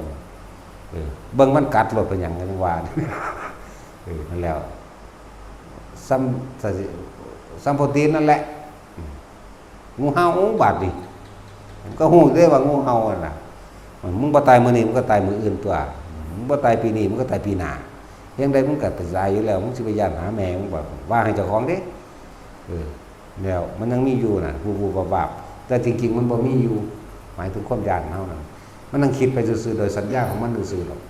มันนั่งคิดไปมันคนมีอันตรายต้องปกป้องตนเองเป็นธรรมดาเวลาเฮามืนลงนี่บ่มีหยังขวาเฮาก็ขวาเด้เนาะว่าเฮาย่างไปตามเดินตามพระลานหินหรือพระลานที่มันเป็นดินแต่มืนมากนี่เดินก็เศร้าหาแนวซอยตัวเองได้นั่นก็เหมือนกันเป็นในลักษณะว่าจริงๆมันบ่ได้ญาติตายหรอกแต่ว่าสัญญามันว่าก็รู้อยู่เด้พอความคิดต่างหากรู้ต่างหากฟังดีๆเด้อความคิดต่างหากรู้ต่างหากเด้สัญญามันพาว่ามึงสิญาติตายไปเฮ็ดหยังมึงบ่ตายมื้อนี้มึงก็ตายมื้ออื่นความคิดมันคิดไปต่างหากเด้อแต่ผู้รู้ก็รู้ต่างหากเด้รู้ว่ามันคิดว่าแบบนี้ซื่อเด้นั่นแล้วฮอดก็บ่เฮ็ดหยังก็เป่าฟ้ออยู่หั่นล่ะก็เบิ่งเฮ็ดตามมกๆอยู่นี่แหล้วเขาเดียวกันหมอบหนีไปล่ะและผีจริงหรือบ่จริงหรืองูจริงหรืองูปลอมก็สร้างแม่มันดอกแล้วไปทำพระอันนั้นเป็นอย่างอื่นทำพระมันเป็นพระกันเป็นบ้าว่ามันมีเหล็กไหลแล้วพระกันไปเอาผีขาตายที่เนาะตายซีเลื่อนบางสั้นแล้วไปหาบังคับเอาถ้าคิดสิไปเอามันก็เป็นอาบัติบ่แห้งแล้วความบริสุทธิ์ในจิตบ่มีล่ะอยากบ่ล่ะสมบัติที่ผีรักษาเอาไว้หวงแหนเอาไว้โดยที่ผีหรือผู้เจ้าที่เจ้าทางเขาบ่ได้ให้มาไปบังคับเอานั่นบ่ไล่คิกเบิดนั่นแหละถ้าสิเว้าเรื่องบ่ไล่คิกแล้วเข้าใจบ่ล่ะอันนี้เนื่องจากคำถามพวกอยู่อันดอนไหลเขาถามคือจังเขาถามหนึงมาโศกเท่าใดบาทนึงว่าบางพวกก็เทียบว่าเท่ากับทอง1 บาทมั่งบางพวกก็เทียบว่าเท่ากับเมล็ดข้าวสารเท่านั้นเท่านี้เมล็ดงาเท่านั้นเท่านี้มั่งโอ้ยบ่ต้องเอาผู้อื่นดอกว่าเฮ็ดนำพ่อแม่ผู้อาจารย์หลวงอีพ่อใหญ่บัวพ่อใหญ่มันเฮาโลดดอกเพิ่นว่าบาทนึงกับบาทนึงนำเพิ่นโลดก็แล้วดอกเบิ่งในบุพวรรณสิกขานั่นแหละบัดนั้นก็ถามถ้าสมบัติที่ผีรักษาไว้เฮาไปบังคับมันเป็นบ่เป็นเข้าใจบ่ล่ะนั่นทั้งป้นขาเอาเลยต้นน่ะมันเป็นฮอด2ของต้นน่ะแม่นบ่ล่ะถือว่าป้นถือว่าขาเอาเลยก็ว่าได้นะคือว่าถ้าเขาถวายได้เป็นหรือบ่เป็นนั่นคือเขายินดีนั่นแหละสมบัติที่งูรักษาไว้สมบัติที่รักษาไว้เป็นบังคับข่มเหงเอาเป็นบ่เป็นจังซี่บ่เป็นก็มึงบวชมาเอาอันนี้บ่แม่นบ่ล่ะมึงบวชมาเอาอันนี้ติแหละบางทีมีเงินตกอยู่ในเดินวัดหรือมุมใดมุมหนึ่งจิตใจมันโลภจากใดเอาตีนไปเหยียบไว้เข้าใจว่านี่เอาตีนไปเหยียบไว้กะว่าคนนี้แล้วทั้งทำทานังยอมๆเศร้าเอาก็มีเด้ในอันในประวัติหลวงปู่ชาเพิ่นว่าเป็นปาราชิกเด้หากมีคนมาทวงถามเจ้าจบเลยเด้แน่โอ้ขนาดนั้นนะแล้วโอ้ยสู้บ่ต้องไปอยากได้หยังดอกสู้ว่ะ ถิ่มมาไปแห้งแล้วนะนี่ก็อีกแบบนึงบอกไว้สิภาษาหยังก็ไปบีบบังคับเอาเนาะใส่ข่มเหงเอาก็ป้นคักๆกันแล้วนั่นน่ะแม่นว่าซะนั่นแหละบางพวกมันกำลังจิตมันเก่งกว่าก็เจ้าก็บ่มีความเป็นพระดอกเจ้าอยากได้บ่แห้งดอกยังว่าเปยพวกพาไปว่าผู้สละออกแม่นบ่ซั่นแปลว่าผู้สละออกบ่แม่นไปหาเอาถ้าเขาให้ก็ให้ไปอย่างนึงเหมือนบ่ต่างจากคนดอกก็คือเฮาไปปล้นเอาเงินคนนี่แหล้วเนาะเพิ่นพากันไปอ่านมาตั้งหลายบทแล้วเขาเจ้าเทียบเท่ากับทองบาทนึงเด้อซั่นห้วยก็สั่นก็จะไปลักเอาพ่อบาทหรือจะไปลักเอามันตอนนี้มันทองราคา 50,000 กว่าก็ลักจัก 50,000 ก็พอมันจังบ่เป็นสิเอาอีหยังอันนี้อ่านในประวัติหลวงปู่ฝันหมักแตงโมปลูกใกล้กันคนละแดนเนาะบัดนี้เครือหมักแตงโมของแดนนี่มันก็มาอยู่พี่หมากมันก็มาใหญ่อยู่สวนของอีกผู้มีศรัทธากับหลวงปู่พี่ เพิ่นก็เข้าใจนี่เพิ่นบ่รู้เด้นี่เพิ่นบ่ได้รักเด้นี่แต่ว่าเพิ่นบ่รู้เพิ่นก็เอาไปพาแล้วก็เอาไปถวายหลวงปู่ที่หลวงปู่กูบ่เอาดอกกูก็กินดอกของที่รักมันก็งงตัวของคนบ่ได้รักแหมเนาะสวนเพิ่นก็เต็มอากลากอยู่ตัวใดไรมึงคิดเบิ่งดีแล้วบ่มึงก็บอกโมมาแต่ทางใดมันบ่แม่นของมึงเด้มึงไปเบิ่งใหม่เด้อก็ใครแน่ว่าเพิ่นจำได้ว่าเพิ่นเอาแค่หน่วยเดียวหมายถึงเอาอยู่สวนเจ้าของผมบ่เข้าใจประเด็นนำมาเบิ่งกันนะเป็นจังไดน่ะหรือนำมาเบิ่งไล่เครือเบิ่งแล้วไล่เครือแล้วพี่เงามันอยู่สวนเขาแต่หน่วยมันเครือมันมาพี่โอ้ยก็สมเพิ่นบ่เอาอันนั้นเพิ่นมีตาทิพย์หูทิพย์เนาะจังซั่นแล้วก็เลยว่ามันเกี่ยวเนื่องกับเขาเจ้าถามนำล่ะก็เลยตอบความสงสัยให้ถ้าสงสัยบัดนี้สมมุติว่าเฮาไปบิณฑบาตยินเสียงไก่ฮ้องออกอยู่นั่นนี่อาจจะบ่เป็นไก่ตัวนั้นก็สร้างหรือสิเป็นก็ตามเวลาเขามาจังหันปึ๊บนี่ถ้าเฮาสงสัยนี่ห้ามรับเด้เห็นบ่ล่ะเลยบอกเขาว่าห้ามรับมันมึงสิอยากกินหีแมงปานนั้นถึงตัวบาดนี้แนวอื่นบ่มีกินบ่สำหรับนี่ล่ะมันออกแต่สงสัยก็บ่ให้รับสิภาษาหยังกับพวกว่ามื้อนี้สิไปกินข้าวปลาเด้อก้อยกุ้งเด้อเพิ่นจัดหาเอาเองบอกเขาขาเอาเองอีกต่างหากดีบ่ดีมันเจ็บปลาน้ำเขามันดังไฟขึ้นจุดไฟขึ้นโยนปลาเขาเผากินเองโอ้ยเป็นประทัวเลยล่ะนั่นเห็นบ่ล่ะหรือบางที่เขาบอกมัมกินข้าวปลาเด้อจะลาบปลาดุกให้กินจังซี่ก็รับบ่ได้เด้นี่แม่นบ่ซั่นสิไปว่าหยังกับแต่ของไปจัดเอาเองเนาะเผาปลาหน้าเฮาเดี๋ยวสิไปกินข้าวปลาตรงหน้านำเขาว่าเด้โอ้ยนั่นแหละพวกผีพวกเปรตที่เห็นติดลายๆกับพวกนี้แหละจักว่าล่ะจัดหาเอาเองโดยการฆ่าสัตว์มาบำรุงตัณหาความอยากของเจ้าของเองพวกนี้เดี๋ยวเขาบ่ได้ส่วนเขาส่วนบามันก็ผิดพอแห้งแล้วนี่ส่วนเขาไปนี่หั่งนักเข้าไปอีกก้อยกุ้งเขาโยนปลาขึ้นมากับถิ่มลงไฟกี้เอาเองเนาะสิไปนักเก่าๆอีกอะไรพวกติดอะไรก็ติดแบบนี้แหละเวลาเพิ่นกินเข้าไปใหม่ต้องท้องเด้อใหม่ต้องในท้องเรียกว่าสังฆทานนรกอันนี้นรกพระทำผิดเพราะมันพระดอกมีสุทำผิดนะเห็นแก่อยากเห็นแก่กินเห็นแก่ปากเห็นแก่ท้องบ่เพียงหน้าแหละก็บ่ฝึกหัดบ่ศึกษากินลงไปแล้วมันสิเริ่มฮ้อนตั้งแต่ข้อกระเดือกเลยมาฮ้อนนี่แล้วมันสิใหม่ออกโบออกมาเด้ใหม่ท้องนี่โผล่ออกมาเลยก็เลยว่าจะเห็นแก่ปากกินอะไรเด้อสุดๆได้ไปกินทานไฟในนรกเด้นี่บ่ได้เว้าเล่นเด้นี่เว้าตามหูตามเห็นมาจริงหรือบ่จริงก็แปรพิสูจน์เอาเองพิสูจน์แนวใดก็นั่นแหละไปหากินกับปลาคือว่ามาแล้วหรือว่าสั่นสุกก็ตายลงไปเอาเองโลดตายไปเบิ่งได้ซั่นมันสิเป็นคือว่าบ่เนาะจังซั่นล่ะเอาตามเห็นเด้นี่ตามหูมาจริงหรือว่าจริงก็ช่างแต่ว่าเพียงแต่เบาๆให้ฟังนะจักซี่มึงจะฮู้บ่มึงก็ตายซะที่แรกมึงไปเบิ่งมึงสิได้มีโอกาสขึ้นมาบอกหมู่บ่ล่ะมื้อเดียวอยู่ได้หันโอ้ยเอาคือว่ามื้อเดียวอยู่ได้หันจัก 2,000 ปีแล้วสิไปบอกใครล่ะเขาไปนิพพานแล้วก็มีเด้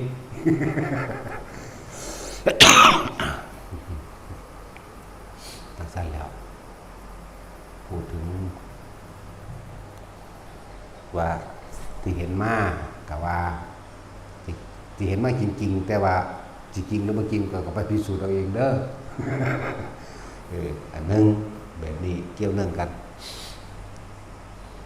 มันเลื่อยไปจังสี่สัมสะเบาเรื่องนิมิตเลยเห็นบ่ล่ะถ้าว่าเรื่องไปหูไปเห็นมามันเลื่อยเห็นบ่นี่ว่าสิเว้าแค่ว่าบ่ให้ไปหลงไหลกับมันยิ่งบ่ได้หลงไหลดอกแต่เว้าแต่สิ่งที่เฮาเห็นนี่เฮาบ่ได้เห็นแบบลับตาบ่ได้เห็นแบบฝันบ่ได้เห็นแบบกำหนดบ่ได้เห็นแบบกำหนดได้รู้ได้แบบกำหนดตัวเองได้ไหมสามารถตอบถามกันได้ประเภทฝันว่าคือจังว่าถามเขาว่าจังซั่นจังซี่ แบบนี้แหละหยุดบ่แมนอยากว่าฝันอันนั้นแมนหรือบ่แมนกระทางบ่ได้เอาจักอย่างแก้สำหรับผู้เพิ่นติดขัดแนวนี้ทิมให้เบิดตายสิเฮาสิฟังพุทธพจน์ที่พระพุทธเจ้าไว้อย่าให้เขาเบี่ยงเบนเธอแม้ว่าจะปรากฏเราตถาคตในทางระหว่างทางอย่าให้เขาอย่าให้เขาเบี่ยงเบนจิตใจของเธอแม้ว่าจะพบแม้กระทั่งมารดาและบิดาตัวเองก็ช่างอย่าให้จิตใจเอ็นเอียงหรือเบี่ยงเบนไปว่าเป็นความจริงคนดีมันบ่ธรรมดาเด้เพื่อเพิ่นให้เฮาฮู้ซื่อๆมันความหมายมั้ยบ่ให้จริงมั้ยในระหว่างทางที่เฮาทำสมาธิอยู่นี่นะในระหว่างทางที่เฮาสงบลงไปแล้วไปฮู้ไปเห็นนั่นนะก็สิเว้าตามที่เฮามีสติระลึกได้หรือกำหนดตนเองได้คือให้รู้สึกตัวเห็นรู้สึกตัวก็เห็นไปพร้อมแต่สิ่งที่เห็นนั้นบ่ให้เขาไปถือเอาว่าเป็นจริงอย่าเบียนเบนไปได้อย่าให้มารดาและบิดาที่เฮาเห็นเบียนเบนว่าเป็นความจริงหรือแม้กระทั่งเราตถาคตก็อย่าให้เขาเหนี่ยวรั้งหรือเบียนเบนจิตใจของเธอได้แปลว่าเพิ่นให้เฮาตั้งมั่นให้เห็นซื่อ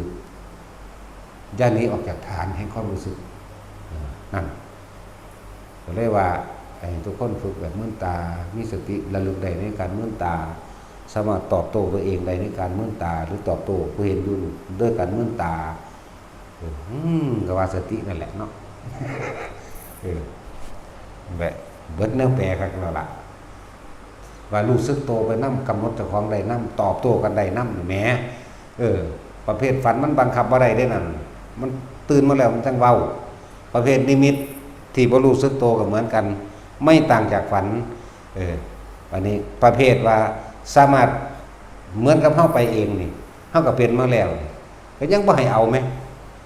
เฮาสิกำหนดไปหันไปนี่เฮาไปได้เลยเด้นี่ไปโดยแบบนี้ได้เลยเด้นี่จังซี่นะบัดนี้อันนี้เฮาบ่ได้ว่าแล้วของเฮาบ่ได้สนใจแล้วว่าสิไปแบบนั้นเฮาแบบนี้เลยเนี่ยแบบรู้สึกตัวเดี๋ยวนี้เลยนี่บ่ได้หลับบ่ได้ฝันบ่ได้อีหยังแต่เห็นเป็นปกติแต่สินานๆที่นำมาเว้าซื่อๆเพื่อให้เป็นคติตัวอย่างไว้ซื่อๆมันก็แค่นั้นแหละเหมือนกับเฮาเห็นกันคนเฮาเห็นกันเดี๋ยวนี้บ่นานก็ตายจากกันนี่นะถ้าไปจริงคิดฮอดคิดถึงเวลาเฮาสิตายจิตสุดท้ายมันก็ไปหาผู้นั้นแหละจิตมีที่ตั้งคือคิดถึงเขานั่นแหละแต่อารมณ์สิพัดไปสู่ภพอย่างหนึ่งเด้นั่นแหละแต่สิ่งนี้น่ะเป็นเหตุเป็นปัจจัยให้มีความเกิดขึ้นแม่นบ่ล่ะอิมัสสมิงสติอยู่ตั้งก็คือว่าเพราะสิ่งนี้มีสิ่งนี้จึงมีเพราะสิ่งนี้เกิดขึ้นสิ่งนี้จึงเกิดตามถ้าสิ่งนี้ไม่มีสิ่งนี้ก็เกิดขึ้นไม่ได้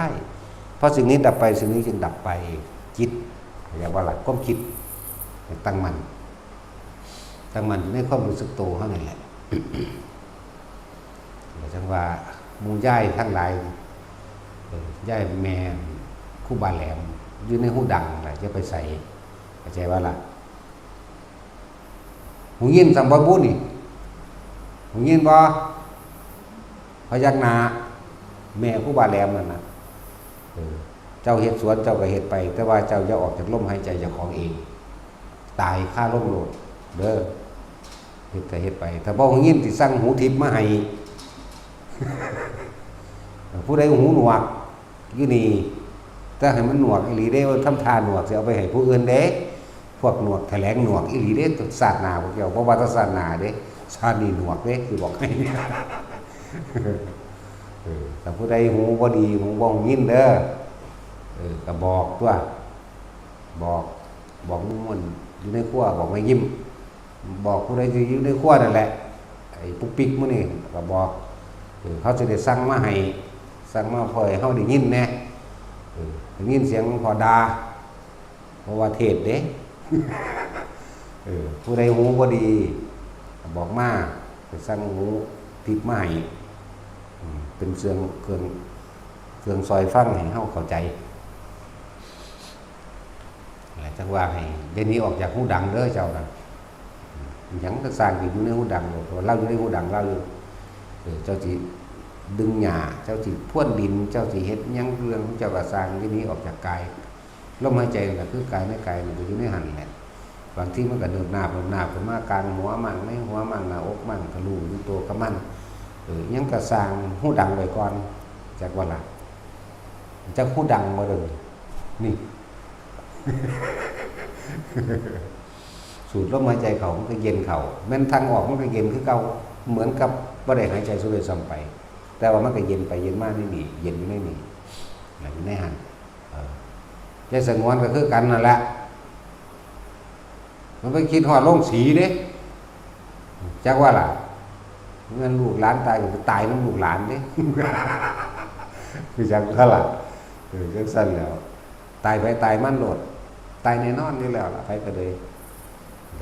ใจสงวนก็เหมือนกันนี่หูดังนั่นแหละ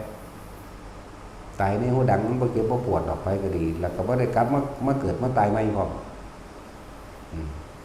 ส่วนเรื่องข้างว่านี่จังทุกครั้งอนัตตามันรู้แจ้งเบิดแล้วล่ะไปก็ดีแต่ว่าเหตุจังไดปัจจุบันกูสิในหูดังได้เห็นมั้ยเนาะแล้วฝึกตนเองนั่นแหละว่าเตือนแต่ละคนก็ผู้ใดหูหนวกก็บอกเขาติสั่งหูทิพย์มาให้หูที่เขาขายน่ะนะแต่เดี๋ยวสิเข้าใจว่าหูทิพย์อย่างอื่นดี ผู้ใดบ่ฮู้ยินนั่นน่ะก็สิสั่งหูพวกนี้มาให้สิ่งที่มีค่าสูงสุดของวัตถุสิ่งเหล่านั้นบ่ได้มีค่าสัมธรรมะเลยอยากให้พวกเจ้าได้ธรรมะจะเป็นความจริงให้พวกเจ้าถึงความจริงให้พวกเจ้าทำความเข้าใจเข้าใจตัวเองแหละบ่เข้าใจผู้อื่นดอกเพราะธรรมะนี่เฮามาละตัวเองเด้ละตัวเองออกจากความเห็นผิดละตัวเองจากความเห็นถือครองมันธรรมดาเด้ละออกตัวเองจากสิ่งทั้งหลายทั้งปวงมันสิสัมมาก็บ่ได้ยึดมันสิมิจฉาก็บ่ได้ยึดอีกแต่ว่ายึดสัมมาก่อนที่แรกแต่สุดท้ายแล้วอยู่กลางมันบุญก็บ่ได้ยึดบาปก็บ่ได้เอาอยู่กลางมันอีกผิดก็บ่เอาถูกก็บ่เอาเว้าดูๆเด้บ่ได้ยืนยันตัดสินว่าไผผิดไผถูกเด้สิ่งทั้งหลายเหล่านั้นพวกเจ้าเป็นผู้เข้าไปรู้เห็นเองสิเชื่อบ่เชื่อก็สร้างเนาะคือบอกให้ฟังเชื่อบ่เชื่อก็สร้างแล้วจังซั่นแล้วเชื่อรู้เชื่อก็สร้างพวกเจ้ากลับเข้ามาในเย็นในหูดังเจ้าของคนเฮาบาดสุดท้ายจักว่านี่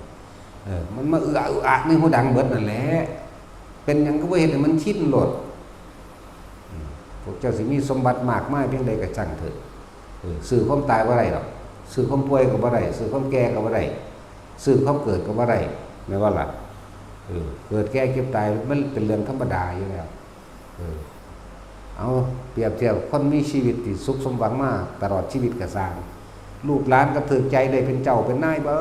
ดกิจการเงินการงานก็เข้าใจว่ามันคงถาวรเบิดหลานเหลนเกิดมาก็เป็นตาหักเบิดบัดเจ้าสิตายมากก็บ่มีไผซอยเจ้าได้ดอกแม่นบ่สัตว์จับแข้งจับขาเป็นได้แม่เท่านั้นแหละพวกเจ้าสิห่วงไผเพียงใดก็ช่างเจ้าก็บ่อาจสามารถจะไปแก้ไขสิ่งที่เจ้าห่วงได้นั่นแหละสิ่งเจ้าห่วงได้นั่นแหละจึงบอกว่าสุดท้ายแล้วเฮาก็ต้องพึ่งลมหายใจตนเองสำหรับคนที่ฟังความจริงธรรมะแล้วนี่นิ่งอยู่ในลมหายใจโลดบ่ต้องไปสนใจหยังดอกนี่พูดถึงว่าคนที่มีความสุขสมหวังสมปรารถนามาตลอดก็สร้าง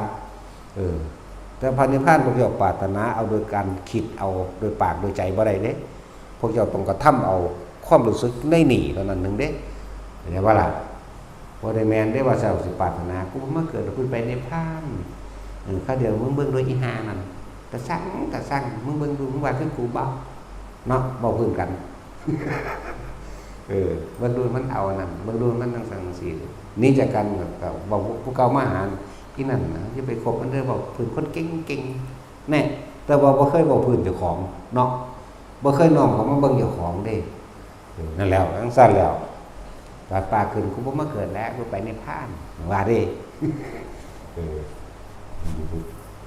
หัวตะพานที่ไปมันดีมันสิไปเอาหัวส้นสะพานที่เนาะนั่นแหละยังกระสร้างเกิดยังขึ้นกระสร้างจดจำไว้เลยว่าเฮาสิกลับมาลมหายใจก่อนเป็นเบื้องต้นเศร้าคือเว้าเรื่องอันเครื่องบินตกไฟไหม้คนตายเบิดยังผู้เดียวอยู่ขออำนาจแห่งชาติของเขาได้รักษาตัวเองนั่นแล้วคนผู้นี้จะต้องได้บรรลุอันใดอันหนึ่งสักก่อนจังตายจักว่าล่ะถ้าเป็นจังสิโสดาหรือสกิทาคาก็แล้วแต่ ต้องบรรลุอันใดอันหนึ่งจังตายมันบ่ถึงตายแต่ว่ามันเพียงแต่รับกรรมในหมู่ซื่อถือว่าบินตกตุ่มไฟใหม่ตายเบิดนั่นว่ายังผู้เดียวแม่นบ่มันพวกนี้ไปแจมในกรรมของนำกันซื่อๆเด้จังว่านี่แต่ว่าบ่เกียรติหน้าเรียกว่าสมรู้ร่วมคิดเต็มๆกับบ่แม่นสมแต่เรื่องกรรมเด้เรื่องการกระทำของเขามาด้วยกันสมรู้ร่วมคิดว่าแม่นนึกนะดีแล้วสู้ซ้ำนิดนึงเด้จักบ่ล่ะทั้งสั้นแล้วคือว่าเขาไปเผาห้างตอเนาะเขาเผาห้างตอมันยังสู้เผาตอตัวดีแล้วก็กินน้ำในเด้อซ้ำนิดนึงเด้เปรียบเทียบจักบ่ล่ะนั่นแหละที่เฮาเบิ่งกันยังเครื่องบินอินเดียบ่นั่นแหละคนอื่นนั้นเป็นคนสองสัญชาติได้อินเดียกับอังกฤษเนาะนั่นแล้วบัดนี้เฮาเบิ่งประวัติเพิ่นแล้วมักปฏิบัติธรรมอะไรได้โอ้ขนาดคนใหม่ดำเบิดไหมแล้วก็ทั้งยางขยกไปซื่อๆนั่นแหละเรียกว่าเจ็บขานิดหน่อยช่วงนั้นเสื่องกันเครื่องมันล้วนครึ่งกันคนอื่นในห้องวูกวีกโวยวายเด้แต่ว่าก็สงบนิ่งเข้าสู่ลมหายใจเห็นบ่ล่ะทั้งสั้นแล้วคือแตกตุ่มรอดผู้เดียวแล้วองค์แห่งชาติหรือว่าบุญตัวนี้สิรักษาไว้ให้เพื่อสำเร็จมรรคผลอะไรนึงสิเป็นโสดาบันหรือสิสกิทาคามีก็แล้วแต่แต่มาฮอดบางหันตายก็ตายดอกบัดนี้เข้าใจว่าล่ะทั้งสั้นแหละแต่ว่าพวกเขาตายเลยว่าต้องขับมาอีกบ่ได้ว่าให้บ่ได้เป็นหยังเด้นี่มีแต่ให้ตายตายลมในลมหายใจเด้อตายในลมหายใจมันว่างไปเบิดดอกนะนั้นเฮาเครื่องเล่นดอกอันที่เว้าให้ฟังอยู่เป็นเครื่องเล่นเครื่องอยู่สนุกสนานเพลินไปซื่อๆเฮาอยู่ผู้เดียวบ่ได้เหงาเด้อบ่เหงาก็แล้วกันนั่งอยู่ผู้เดียวถ้าหมู่ผู้นั้นผู้นี้ไปหาหรือพระนั่นนี่จังสิไปหาบ่จักให้ไปหามันได้ดอกไปภาวนาคักๆโลดเพราะว่าเฮาบ่ได้เหงาตอบปัญหาพวกอื่นดีกว่าอีกมันละเอียดดีปัญหาพวกนี้แค่จุกๆจิกๆธรรมดานั่นแหละฝึกไปเกิดนึงก็สร้างแต่อยู่กับลมหายใจได้อันนั้นแหละที่สุดแห่งทุกข์ก็เลยอันนั้นแหละที่สุดแห่งโลกก็ดีที่สุดแห่งโลกบ่ได้อาจสามารถสิไปโดยยานอวกาศเด้ด้วยยานวัตถุต่างๆบ่อาจสามารถไปได้หรอกที่สุดแห่งโลกคือที่สุดแห่งความหมดความปรารถนานั่นเองเฮ็ดจังไดมันสิไปถึงได้ก็ลมหายใจนี่แหละเวลาสิตายผู้ใดก็เข้าลมหายใจเบิดนั่นแหละเข้าใจบ่ล่ะจังซั่นแหละจังว่าแต่ละคนก็บอกคักปานนี้แหละจักสิบอกวางได้อีกเนาะบอกรู้แล้วก็สิสูญซะคนอีกสวัสดี